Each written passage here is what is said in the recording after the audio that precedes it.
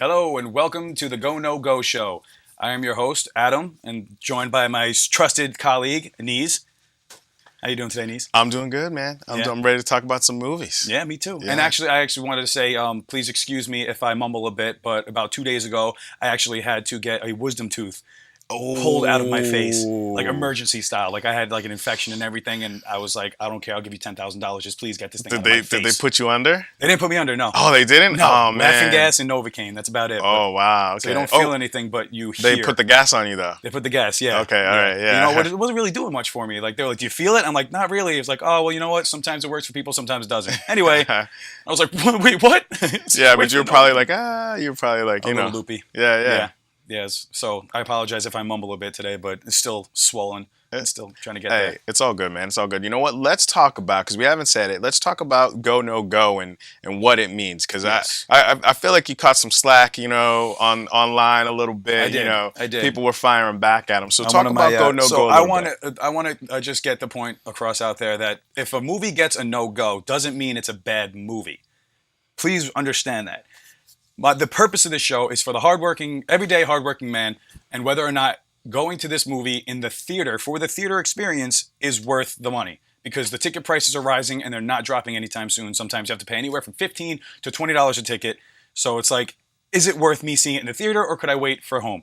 So if I give a movie a no-go, I could like the movie. I'll enjoy it. I'll be like, yeah, that was awesome. Like, I had a good time. But it doesn't need to be seen on the big screen. Sometimes a lot of comedies like that, a lot of dramas where it's like, you know what? I could be cuddled up on my couch with my loved one and watching it at home. So that's what the whole concept think about it like this. It's a Friday night. It's a Saturday night. You're with your girl. You're getting ready to take out the family. Is it worth me to go and spend money on tickets, go spend money on popcorn, and do the full like movie experience? Or, like you said, should I just watch it with my boo, you know, sitting on the couch? It's not really for the ladies. It's really just for the fellas. Unless you want to take some of us out, then, you know, this is for you also. Oh, there you go. But, you know, that's the basic. I don't want to spend any money. Exactly. So that's the basic. You know, if you're going to, do you want to spend the money? Is it worth that theater experience, you know, with everything that they have now? And so that's the GoNoGo show. There you go. So it might be a good movie.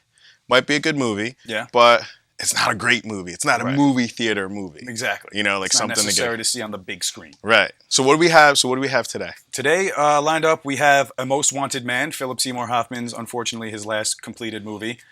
We have Teenage Mutant Ninja Turtles, obviously, and Boyhood.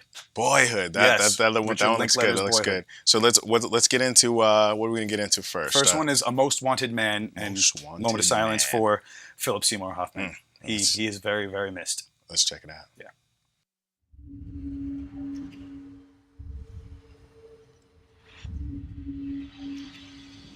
German intelligence needs a job to be done that German law won't let it do.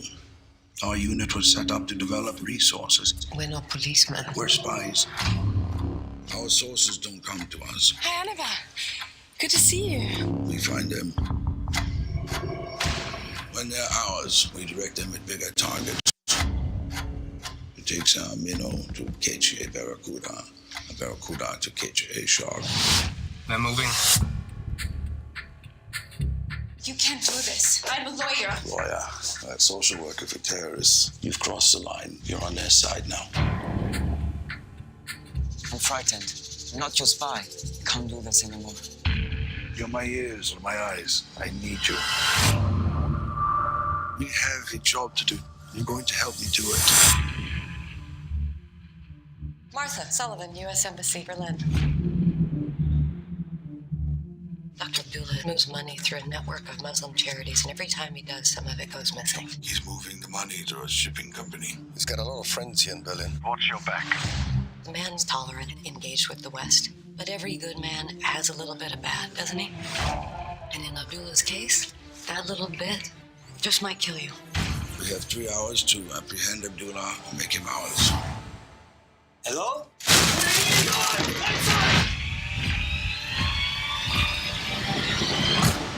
If this kid lets off a bomb, it's in your hands. I'm not doing this for you. Most of us don't get to choose.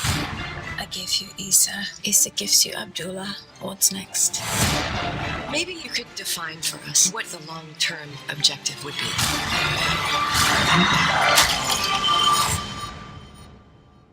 To make the world a safer place.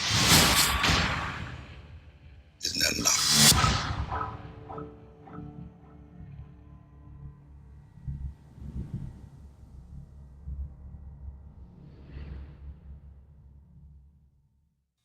I don't know. Can I start? Absolutely. All right. Please, So Philip Seymour Hoffman, he does a great job. I love Jenny Robin Wright. She always How about you call her Jenny? Jenny. She always does a good job. Uh-huh. Rachel McAdams switching it up a little bit, going, she went dark. No. I thought this movie was like kind of cool. I felt like it was over my head at times. Yeah.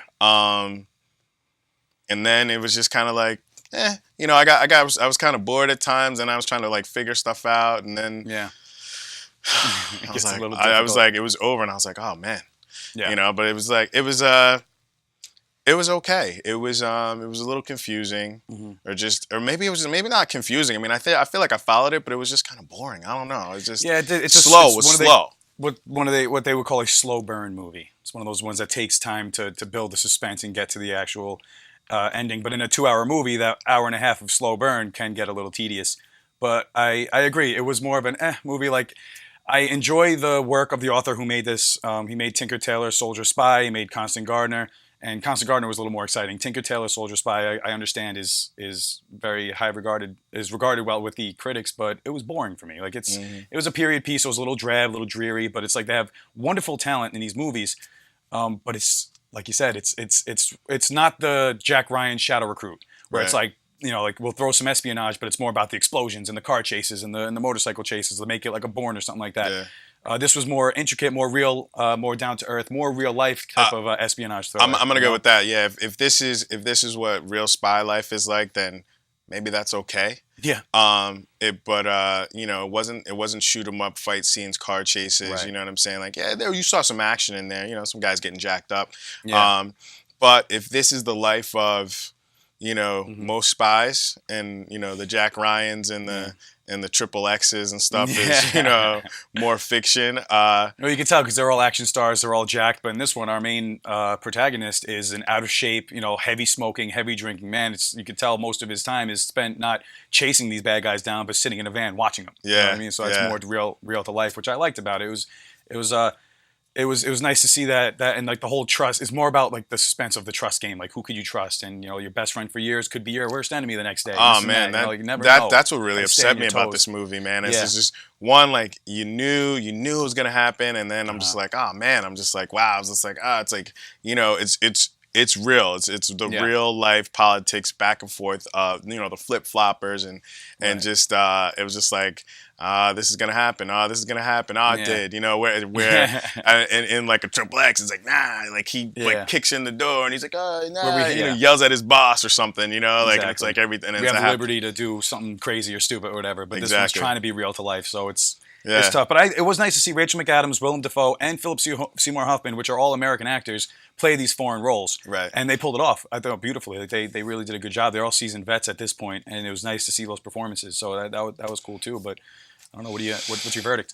I'm gonna say no go. Yeah, is that right? I'm gonna say no go. I mean, this is something maybe you need to sit at home and watch, and then maybe watch again. Like I could have watched it again.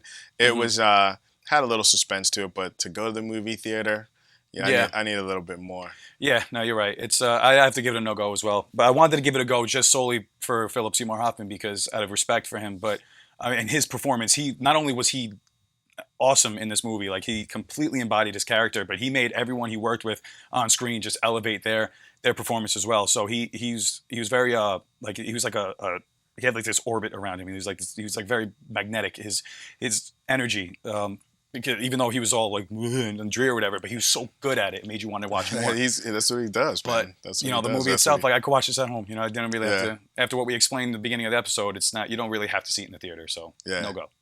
All right. Well, what do we got next? What are we getting into next? One up. Cowabunga, dude. Let's go. Teenage Mutant Ninja Turtles. Let's check it out.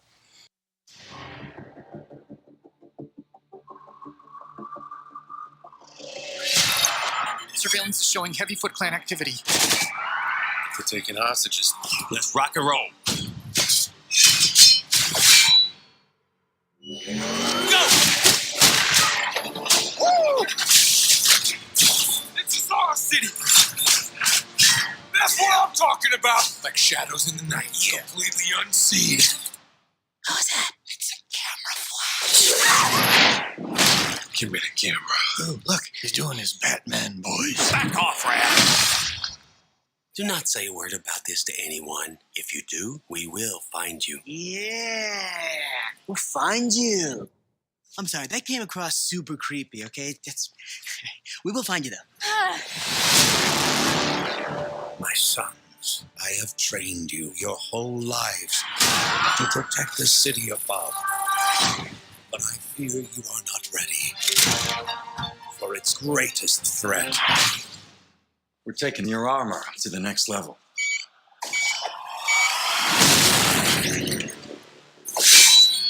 Shredder.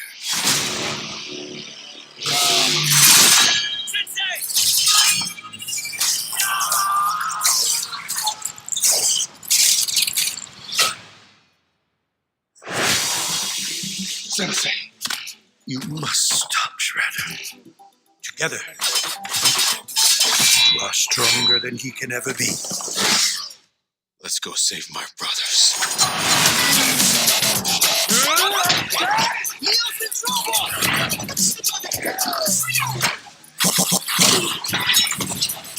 Come on! 4 turtles, one's fighting a robot samurai.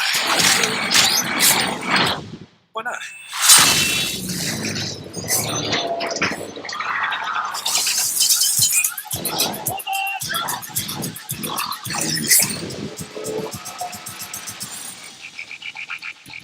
So they're aliens? No, that's stupid. They're turtles. Is there anything else we should know about them? They're ninjas.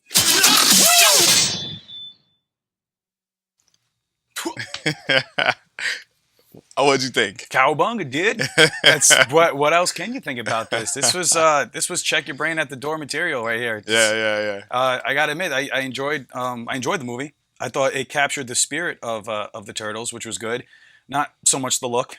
It was kind of weird, coming from growing up with it and loving every minute on everything Turtles. I remember I had every action figure, every van that they had, the little pizza disc shooter that you stack the pizzas in and shoot some pizza discs out, and the sewer, the blimp, everything Turtles, bedspreads, posters, pillowcases. So like the Turtles that I know and love, this guy right here that I know and love, it didn't really feel, looking at them didn't feel that way, but they captured the spirit, which was good, which was cool. Yeah, I feel like a new look. They always take on a new look. They always, they're always trying to, whether it's Batman or Transformers or whatever, they try to change it. They try to this time trying to get more real. If you can see right there. They look like more real as Turtles, but it kind of loses the personality a bit.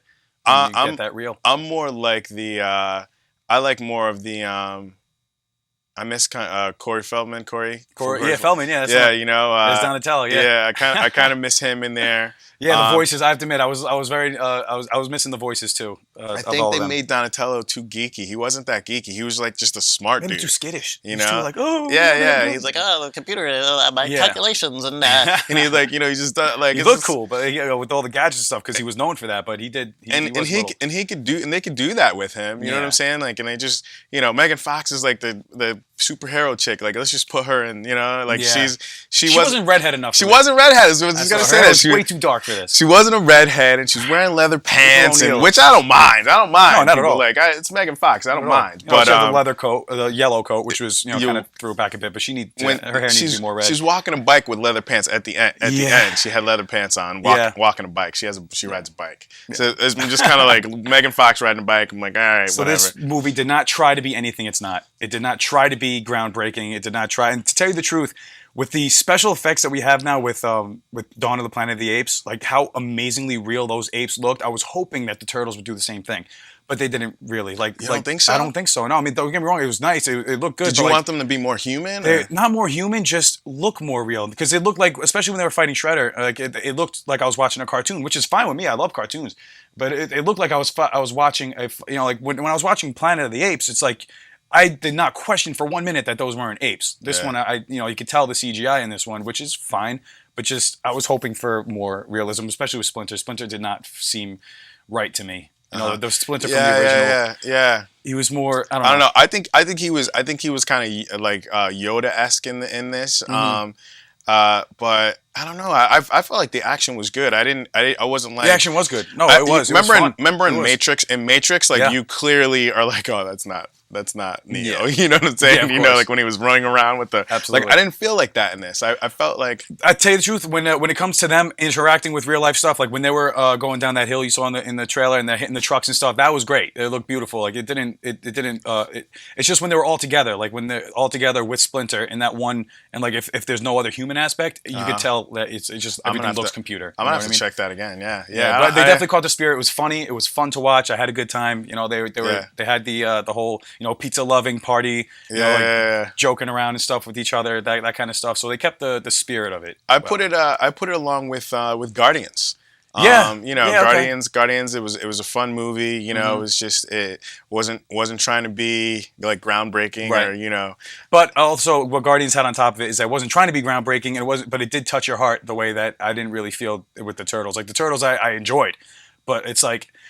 It was just missing something, but it wasn't a disaster. So that's my compliment. So what's your verdict? My verdict is a go. I'm gonna give it a go. Yeah. All right, I agree with you. There was something missing. I don't know if it was Corey Feldman. You missed his voice, or like maybe Megan Fox is like Casey Jones is too sexy. For that film or that role. Not too talented for it. Yeah, maybe. I don't know. It's missing a little something, but it's definitely a fun summertime movie. Right. This is a movie you can watch in the theater because it's fun. The special effects are good. The action scenes are exciting. Michael Bay. Yeah, your boy. Yeah, my boy. Yeah, I give it a go too. Yeah, so it's an enjoyable watch at the theater, especially if you have little ones. It'll introduce them, and they'll most likely enjoy it or whatever. But for nostalgia factor for the adults, and just for a new exciting movie for the kids, it's worth it. Yeah.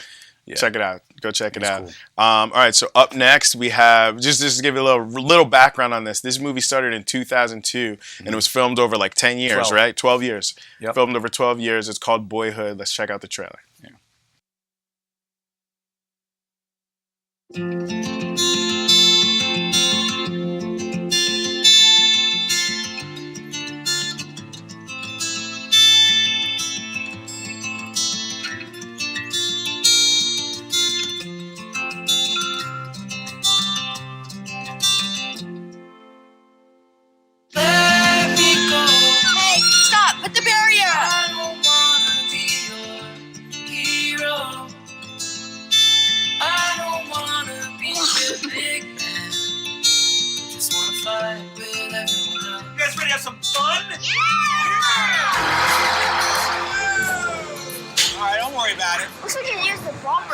You don't want the bumpers. Life doesn't give you bumpers.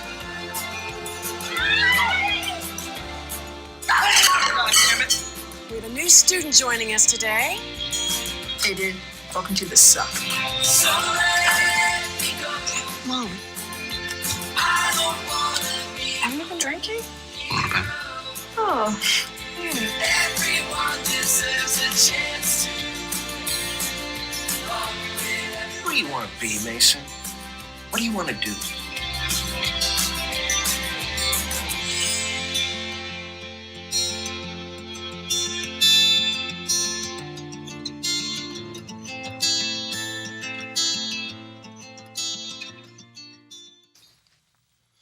What do you think? It's respect. I have nothing but respect for this film because it is, like they said, groundbreaking to take young actors, or they weren't actors, just kids, and turn them into actors and threw them in this mix, trying to film this movie over the course of 12 years, and that I really respect that. I just. I think you're taking an amazing chance. He picked really good with the kid.